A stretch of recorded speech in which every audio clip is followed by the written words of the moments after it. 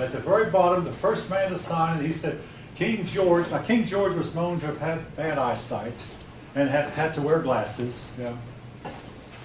Yes, so he said, King George won't need his spectacles to see this. So he wrote in big, big letters, John Hancock. And ever since then, the signatures have, put your John Hancock here, or write your John Hancock here. Big, bold letters. Two of Robert E. Lee's older brothers signed. To put it, Robert E. Lee's relatives. I don't know if they were brothers or not. But two of his relatives. Benjamin Franklin signed it. Some other patriots, Robert Morris signed it, Charles Carroll of Carrollton. Now, of the persons, Paul Harvey, some years ago did some research on it. Almost every one of these signers of the Declaration of Independence wound up in total poverty. They said, we, at the bottom of the Declaration, we pledge our lives, our fortunes, and our sacred honor. And most of them were rich when they signed it. They lost all their wealth fighting the war, or during the war. And so they lost a lot of their fortunes. Maybe not, they did not lose their sacred honor. Robert E. Lee felt like his honor was more important than his fortune. Lee lost his fortune during the war, but he never lost his honor. But they didn't lose their honor, but they lost their fortunes, and one of them had to see his sons killed in fighting the war, at least one of them. Anyway, the Declaration of Independence, where we declare that we were of right, free, and independent states. The Declaration was copied and read throughout the colonies, and there was a lot of cheering. It told the British that we no longer consider ourselves part of you. We had to fight for it. Now, first year of the war, I'm talking about the year from 1775 when the war began till 1776. The war did not end in 1776, but the first year of the war went badly. The British sent reinforcements to General Howe. General Howe's plan was to take New York and then take Albany. Now, again, if you have a map, he was up here in Boston, down here was New York, and up here was Albany. The Hudson River lay between them. He would control the Hudson River and divide the colonies in two. Well, first of all, he went down to Long Island with a big army, and he greatly outnumbered Washington, and General Howe almost crushed Washington there on Long Island. In fact, if a fog had not come up, and if some people who believe in God believe it was divine providence, Washington's army was badly defeated and thrown into a state of utter confusion. But a thick fog came up, and it made the fighting invisible, and the British general wisely, General Howe, decided not to try to pursue the retreating army in a fog. I mean, in fog, you might wind up shooting at your own men. So, in the thick fog, Washington and his men escaped from Long Island, crossed the river in boats, but Washington here pulled one of his wiser moves. He ordered that every boat, even the empty ones, be moved off of Long Island. So when the fog lifted, General Howe found himself on Long Island without boats. That was only a temporary problem. I mean, the British had ships up in Boston and other places, so General Howe was eventually able to get to mainland. But General Howe thought, well, okay, so he took all the boats. Well, I won't worry about that. I'll get Washington and his army later. But the war went badly. Well, General Howe was able to eventually cross out of Long Island, and he engaged Washington in several battles, except for one victory that didn't mean much to the Americans. All the battles went the British Army's way, and Howe chased Washington all the way to Philadelphia, and then winter set in. Now, here's another reason the British lost. The British were taught that war was only a seasonal activity, and you only fight it in the summertime. Washington had his men their enlistments were about to expire and would have expired on New Year's Day in 1777. But on Christmas Eve, Washington crossed the Delaware River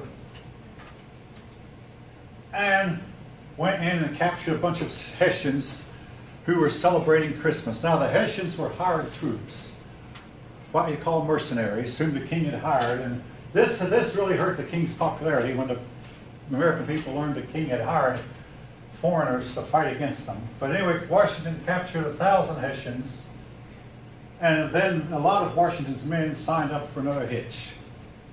Washington also made a few other moves in the wintertime. Again, keep in mind two things. Winters were colder then than they are now.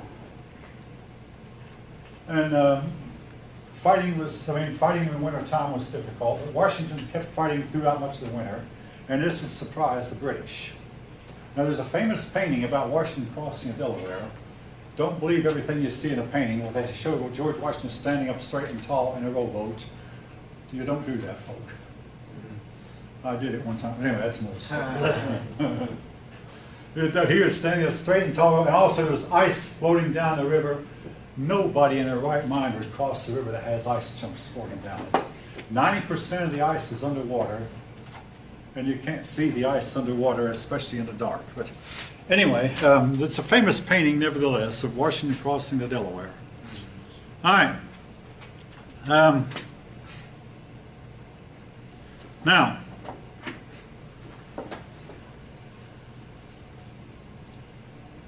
in the meantime, a lot of colonials who were loyal were being punished. Now, I worked at Lockheed with an older woman who her great-grandfather had lost everything he had and been forced to flee. He lost not because he was disloyal. He wouldn't support the revolution because he said, you people are just not ready to fight a revolution yet. You need to get more wealth, more industry, and get a little bit bigger, and you're just not ready to fight yet. Maybe he was right. So the people around him took everything he had and left him in poverty. This happened to a lot of loyalists. The British would sometimes protect their loyalists, but then the British would move on. A lot of loyalists, now loyalists, I mean people loyal to the King of England. A lot of loyalists fled to Canada, and their descendants were still there. They never were allowed to come back, they never felt comfortable coming back. Most loyalists had their lands taken from them, but a lot of loyalists' children got the lands back because if they could say, well, my father was a loyalist, but my mother was a patriot, and this happened a lot of times where the husband would go one way and wife would go another, but if they would say my mother was a patriot and be able to prove it in court, a lot of their children would get their lands back. But a lot of loyalists lost their lands permanently. A lot of loyalists were tarred and feathered, a very miserable way to treat a person. Basically, they paint their bodies with tar and then put feathers on the tar.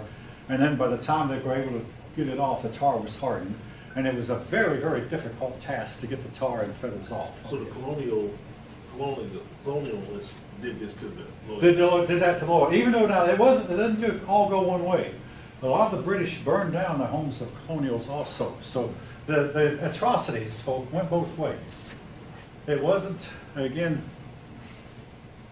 I read a book one time by Robert Louis Stevenson. He said, war contains evil on both sides. And people feel like they have to do these bad things to each other in order to win the war.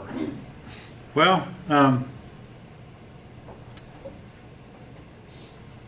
people who remain neutral also were punished, as well as the loyalists. Now, persons who did not join the cause and fight for the colonials were looked on as being traitors, even though your book asks, what is a traitor?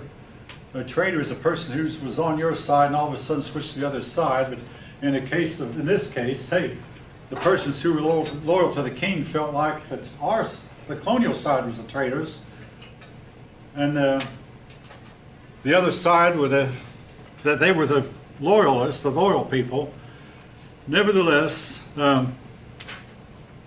persons who remained loyal to the King of England faced a lot of backlash and ill will. Now, the British made plans in the winter of 1776 and 1777 to go take Albany. In other words, they already had New York. They didn't quite get Philadelphia. They didn't feel comfortable with wintering so close to Washington's army. So they said, we're going to hit Albany. And they had three generals who were supposed to come to Albany. General Burgoyne coming from Canada. Burgoyne's come from Canada. St. Leger come from Buffalo on the west. And General Howe with his big army was to come from New York. In other words, Albany was going to get it. Does any of you know? I mean, How many British troops actually reached Albany? How many? None of them. None of them. I don't know how you knew that. Well, maybe you read the lesson like you should have. None of them. St. Ledger got sniped at in the woods, the thick woods, on his way to Albany, and finally he just got tired of it. They'd march along, and all of a sudden, they'd hear a bang, and down would drop a British soldier. Well, they'd march a little way more, and bang, down would drop another British soldier. And every while they wondered, which one of us is going to be next? So St. Ledger turned around. Burgoyne got sniped at also, but then Burgoyne got to a place called Saratoga, and I want to make sure. There was a book put out, more than 80 years ago, called The 10 Most Decisive Battles in World History. The Battle of Saratoga was in that book. The more than anything, the Battle of Saratoga was the turning point of the war. A British army was actually whipped to its knees and forced to surrender. General Burgoyne surrendered his entire army at Saratoga, and this did a lot to convince the King of France, Louis XVI by name, to side with the Americans against the British. Now keep in mind, France had lost a war a generation earlier under the days of King Louis XVI's father. France felt like they owed the British something, but the King of France was reluctant, and if you know anything about King Louis XVI, he was a very indecisive man anyway. He was reluctant to help. Nevertheless, he finally decided to aid, but he promised to help in 1777. The help finally arrived in 1781, but it took a while. Like that movie, The Patriot, said the long-awaited help from the French finally arrived. It took a while. But they finally did. We'll talk more about that in a little bit. Anyway, Burgoyne was forced to. Now as for General Howe, and this is another place where it looked like Howe didn't know how. Howe decided, Burgoyne and St. Ledger will take care of Albany. I'm going to go down to Philadelphia. So he turned his march to Philadelphia. He got Philadelphia all right. He met George Washington at Brandywine Creek and soundly defeated Washington and took Philadelphia. But he was criticized severely because everybody said, your buddies were depending on you to assist them, and here you turned coat and ran. And if he hadn't, perhaps St. Ledger would have continued on. Perhaps Burgoyne would not have lost. How did George Washington just keep losing all these battles, but keep coming back to fighting him? I am so glad you asked that. Abraham Lincoln was doing the same thing. Both Washington and Lincoln, they took defeat after defeat after defeat after defeat. Lincoln had a lot of setbacks, including a nervous breakdown before he became president. Then as president, he watched his army on a battlefield, took loss after loss after loss after loss. And he kept coming back. There's a big lesson for that, folk. Yeah. Big lesson. In Scotland, a man named Robert Bruce, from our homeland of Scotland, lost the British 6 times. But then he went back to fight the 7th time and won. And Scotland was to remain independent for another 300 years. How did he keep looking? He had a determination. He also believed. Now, on another front, during my own lifetime, North Vietnam went through a period of discouragement fighting the United States and thought, how can we whip the United States? China wasn't giving them any help. Russia was not going to help them. They had to fight the United States alone. But then they noticed on our colleges, young men and women protesting. If we can hold out long enough, their young people will force them to quit fighting. So there was a similar situation here. And by the way, that actually happened. And you may know North Vietnam won. Washington kept losing battle after battle. I say he won 4 battles in his lifetime and lost 14. But he won his last one.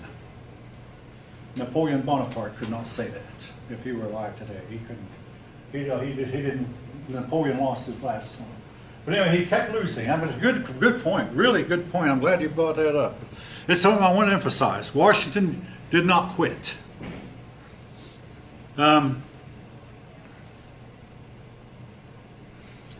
Anyway, General Howe was blamed, criticized severely, and General Howe resigned. Couldn't take the criticism. I did what I thought was right, but really, if he had gone to Albany like he was supposed to have, Burgoyne might have held out. St. Ledger might never got to quit coming toward Albany. the whole outcome of the war might have been different. Instead, Howe went to Philadelphia thinking they'll get Albany anyway. They didn't. The colonies were never divided in two. Then, after Howe had taken Philadelphia, he resigned, and General Clinton took over. And Clinton was to remain the British commander for the rest of the war. Now, the British had two generals. General Clinton was the #1 general, and under him was General Cornwallis, whom we'll talk about in a little bit. Anyway, General Clinton took over from Howe, who resigned. Then George Washington, after losing badly, settled down in a place called Valley Forge. I'm going to have to hurry. I'm running out of time. But anyway, Valley Forge.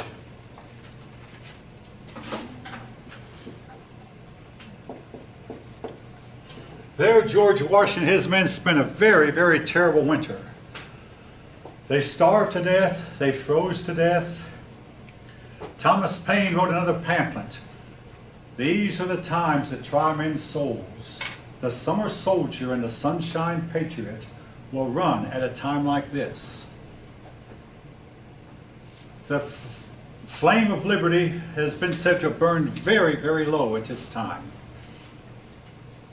But during this time, Lafayette arrived. This is not even Lafayette arrived from France. Baron von Steuben arrived from Germany. And they began to train the colonials. And they did a lot of drilling during the time that the troops were suffering. And come spring, the troops were ready to leave Valley Forge behind. There was never another bad winter like the one at Valley Forge, but nevertheless, Valley Forge occurred in the winter of 1777, 1778, and it almost ended the war. Well, in spite of Valley Forge, going on the news from about the Battle of Saratoga, the King of France decided to assist. But it took a long time. Initially, the King of France sent a navy led by the very able, capable Comte de Grasse. But the navy first went to the West Indies. And they engaged the British in the West Indies, and they eventually won their fights for the West Indies. But all this took some time. In the meantime, the colonials were hoping maybe someday the French will arrive. Eventually they did. But the French king decided to help. Now,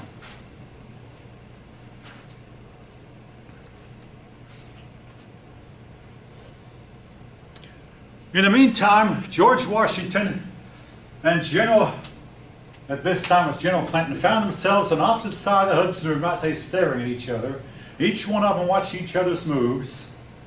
And for a couple of years, there was no significant move, no significant battle in the north.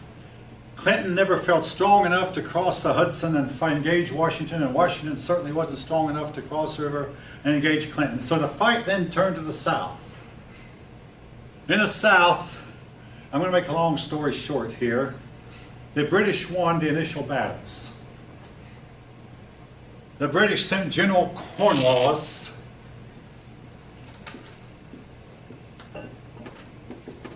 and General Cornwallis won the initial battles, but the southern people resorted to guerrilla tactics. Now, your book doesn't mention his name, but General Francis Marion is an example. Marion would strike the British and would disappear. But where the British were supplying the troops with supply wagons, Marion and his men would strike at the supply wagons, destroy everything, or take all the British supplies, and then disappear into the woods. He was called the Swamp Fox because he and his men would encamp in the swamps. And the British, to make a long story short, never got him. He's just one example, known as the Swamp Fox. But I'm not going to write his name down. But now, Georgia, for a little time, fell largely into the hands of the British. The British got Charleston, South Carolina for a time. The problem was the British did not realize the distance. Again, if you look at the map, you know that England is a small country. The colonies were huge. Right. And it was difficult for the British living in England to conceive of, how much travel it took to get from Charleston to well, to New York. I mean, you know, it's a long ways from one of these places to another compared to the distances in Britain. But now, long about this time, though, while Washington was watching Clinton and Clinton was watching Washington, an officer in Washington's army named Benedict Arnold. Benedict Arnold's name goes down in history alongside of Judas Iscariot as a traitor. Anyway, Benedict Arnold married a woman who was very sympathetic to the British, and he began trading. I mean, he tried to make a profit off the war. Some people, the book says, and it's been known, can take advantage of other people's misery. Benedict Arnold made a big profit off of trade from his private business. Well, Benedict Arnold began to negotiate with British General Clinton. He said, I can end the war for you. I'll give you West Point, West Point was located on a strategic location at that time. West Point later became the nation's top military academy. He said, I'll give you West Point. Benedict Arnold had worked his way to where he was in charge of West Point. In the meantime, I can tell you what Washington's movements are going to be, and you'll have an easy time defeating him, and you can end the war right now. Well, Benedict Arnold was a little bit reluctant, but General Clinton was a little bit reluctant, but he finally agreed to try on Benedict Arnold's terms, but something bad happened. General Clinton sent Major Andre, one of his officers, with a letter to Benedict Arnold. 3 Americans captured, they were thieves, they were robbers, but nevertheless they were loyal. They stopped Major Andre. Major Andre said, now please, I'm on an important mission for General Washington. That was a lie.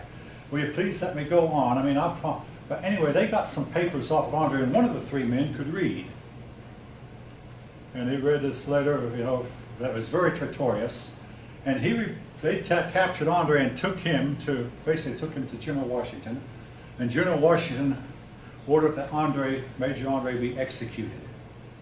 But in the meantime, some private soldier went to Benedict Arnold, and this private, unaware that Benedict Arnold's name was on the letter, told Benedict Arnold, hey, sir, they got Major Andre. Major Andre was involved in trying to get West Point over to the British and betray the British. And Benedict Arnold listened, huh?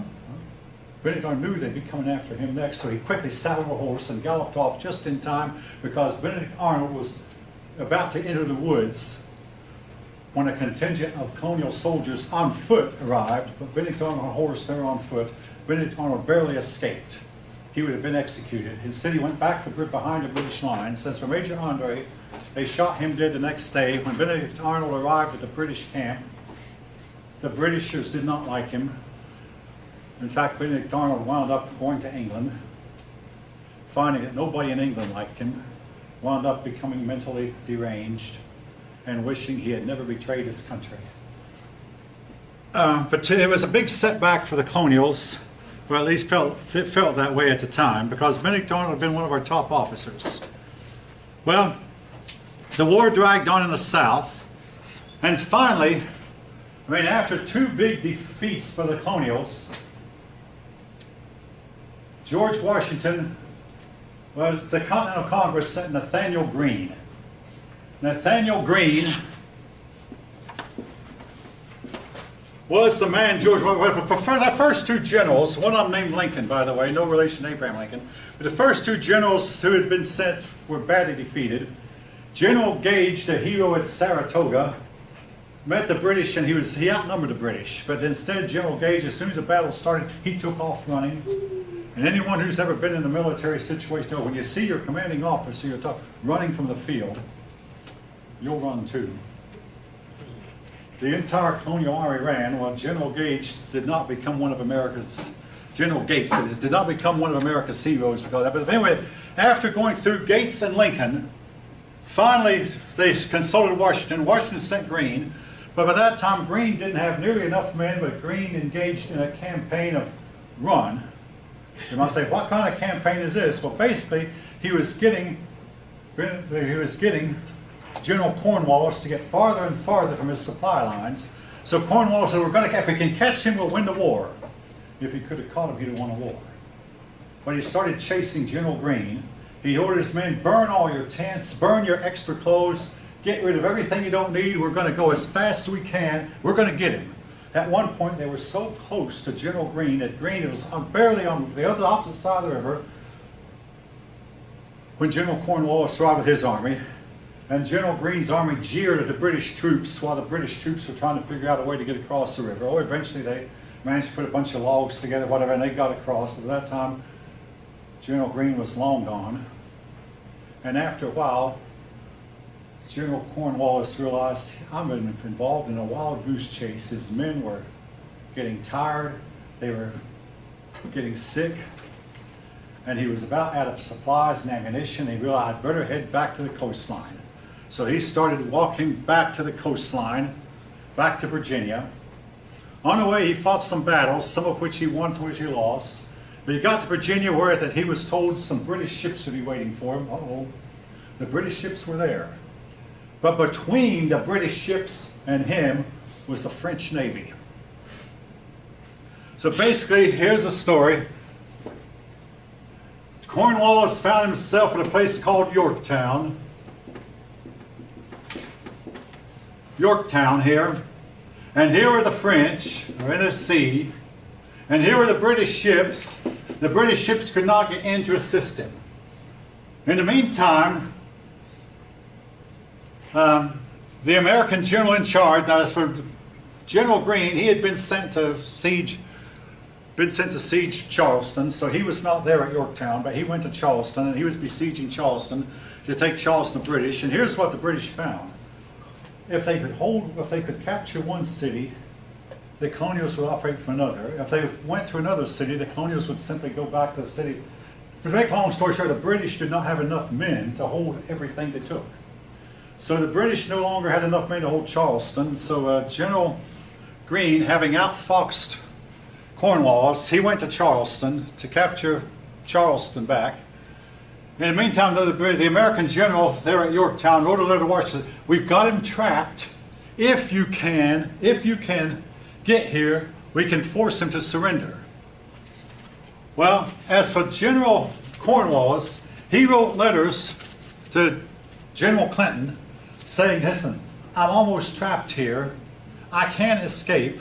So General Clinton replied, stay put where you are, we'll come down. He said he would come, but he waited and waited. He didn't want to leave New York. I mean, General Clinton didn't want to leave New York. So General Washington, in the meantime, faked like he was going to cross over to Long Island. Here was a fake move. But then he got on board some French ships. And if a ship in those days could go about 20 miles a day and could travel day and night, there's no way a land army can match that. George Washington got on some French ships and got here near Yorktown. Cornwallis still had a chance if he'd have broken through. Instead, he stayed right there at Yorktown, and eventually 17,000 men strong were surrounding him with he only had 7,000 men. Cornwallis met with his officers and said, General Clinton has not come to my aid. I don't know what to do. The officers said one after another, sir, we've got to surrender. So Cornwallis surrendered. During the surrender ceremony, Cornwallis wouldn't even come out. He claimed he was sick, so he took a day off of being sick and left a subordinate to hand the sword over to the American. He handed the sword to General Lincoln, who had been badly defeated by Cornwallis earlier. But Lincoln handed it to George Washington. To make a long story short, the sword wound up back in the British hands.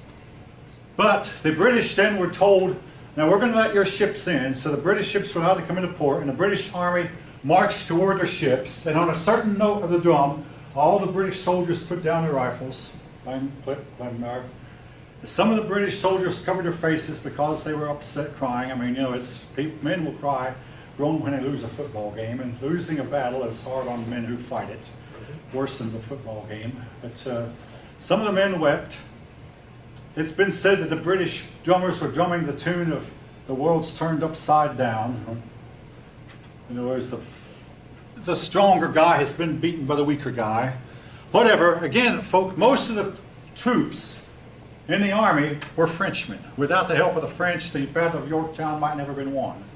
Cornwallis went home with his entire army, and when he got back to England, the British government simply told the king, we're not going to send any more troops to fight him with this. In the meantime, Spain was fighting Britain. The Spanish were afraid that the colonials, if they won, would take over Florida and New Mexico, which we did, but not while. But anyway, the Spanish would not join, but there's an old saying, the enemy of my enemy is my friend. So Spain's, then Holland threatened to fight Britain, then Russia threatened to fight Britain, and the British people said, we can't afford to lose any more men in this war, which reminded